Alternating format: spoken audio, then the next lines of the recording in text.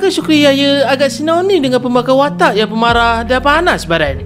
Salah satu dramanya yang bertajuk Andainya Takdir yang pernah ditayangkan pada tahun 2017 untuk musim 1 dan musim kedua pula pada tahun 2018. Beliau memegang watak sebagai Airil dalam drama ini. Mak, sekejap Macam dia bayarkan ni. Mak. Ya, Airil tak tahu boleh balik ke tak. Cantik lah kan ni. Tak pusing. Nantilah.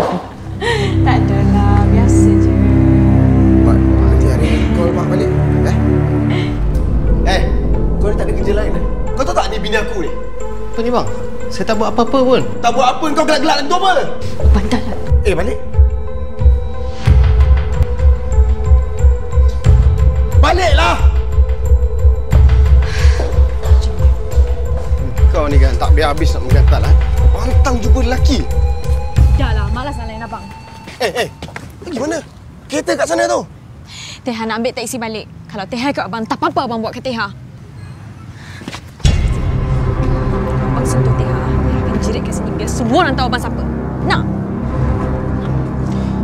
Terus balik, Tia!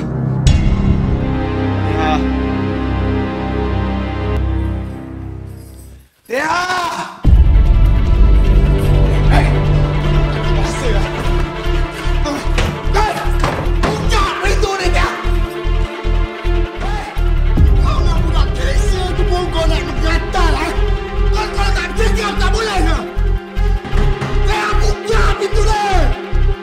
Tidurlah!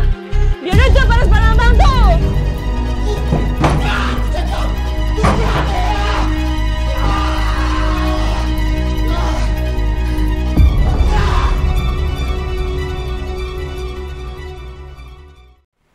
Jangan lupa subscribe dan tekan butang loceng untuk notifikasi video seterusnya. Minat post banyak lagi babak menarik drama Melayu.